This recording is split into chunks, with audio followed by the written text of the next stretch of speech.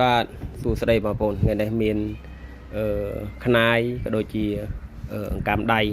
ដែលសាងអំពីស្នែងក្របីខោលចំនួន4ក្បាលធ្វើលេខគ្នាបងប្អូនបាទ4ក្បាលយើងយកតែបន្ទាប់ពីចុងទេដើម្បីយកសាច់ជាប់ឡាយបែបនេះបងប្អូនណាសាច់ជាប់ឡាយបែបនេះបាទពូស្នែងក្របីបើសិនជាយើងកន្លែងតាន់អត់មានជាប់ឡាយយ៉ាងទេតោះគៀកបដូលបងប្អូនគៀកបដូលគៀកចុងណាបាទបានអញ្ចឹងយើងយកស្នែង4ក្បាលបាទស្នែង4ក្បាលមួយក្បាលយើងបានតែ2កង់ដើម្បីយកមកចាក់កម្មបាទនឹងអាចលើសពី4ក្បាលបងប្អូនដោយសារអីដូចបងប្អូនឃើញអញ្ចឹងគឺយើងយកតែបដូលទេបាទហើយស្នែងខោលមានខោលចុះក្រោមខោលច្រត់ធរណីក៏មានដែរបាទយើងប្រើហាងស្នែងនិងការពារបាទចំពោះស្នែងឃ្លីកធម្មតាយើងប្រើហាងស្នែងបកស្នែងខោលកាន់តែពិសេសបាទយើងប្រើហាងការពារគាត់ថាវាមិនដល់នឹងបកធ្លុះបងប្អូនបាទវាមិនដល់បកធ្លុះទេតែបើចម្លាក់នេះយើងប្រើសាងពីស្នែងខោលបងប្អូនបាទសាងពីស្នែងឃ្លីកបកធ្លុះបាទសាងពីស្នែងឃ្លីកបកធ្លុះនៅសល់2អង្គបាទហើយប្រហែលជាមួយអាទិត្យទៀតចម្លាក់មានថ្មីហើយបងប្អូនបាទ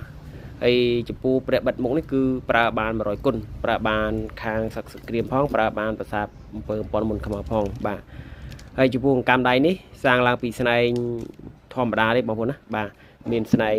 ឃ្លីកខោលនិងស្នែងឃ្លីកធម្មតាបាទហើយចំពោះខ្នាយបាទខ្នាយមកគូនេះខ្នាតពិសេសបាទ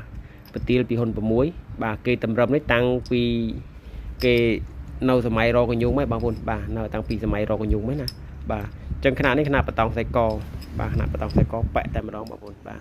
អញ្ចឹងបងប្អូនអាចយកទៅគ្រប់ថែសារបានបាទប្រើខាងសឹកសង្គ្រាមក៏បានប្រើខាងការពារក៏បានដែរបងប្អូនណាបាទយើងប្រើខ្នាយខ្មែរយើងទៅបាទហើយចំពោះព្រះកណេះបាទព្រះកណេះនេះក៏ប្រើខាងស្នែដែរប្រើខាងការពារមុនខ្មៅភាសាអំពើបាទហើយមួយអង្គនេះមិនទុយមិនធំកណ្ដាលសាច់ក្រាស់បឹបបងប្អូនណាសាច់ក្រាស់បឹបហើយបងប្អូនយកទៅធ្វើបតង់សាច់កពាក់បានបាទហើយ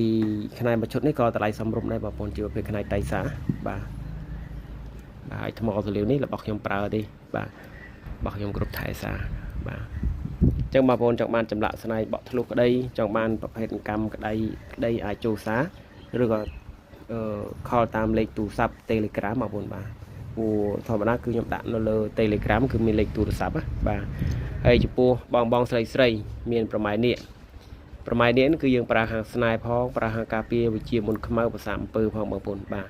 អញ្ចឹងចម្លាក់ស្នែងបក់ធ្លុះនេះគឺមានអត្ថប្រយោជន៍ច្រើនបាទចំពោះបងប្អូនរស់ស៊ីក៏ត្រូវហើយបងប្អូនប្រើខាងការពារនៅពពួកអានោះក៏ត្រូវដែរបងប្អូនណាបាទអញ្ចឹងយើងមានរបស់ពាក់ជាប់ខ្លួនក៏ដូចមានរបស់ដាក់ក្នុងផ្ទះទៅដើម្បីវិជានៅពពួកអា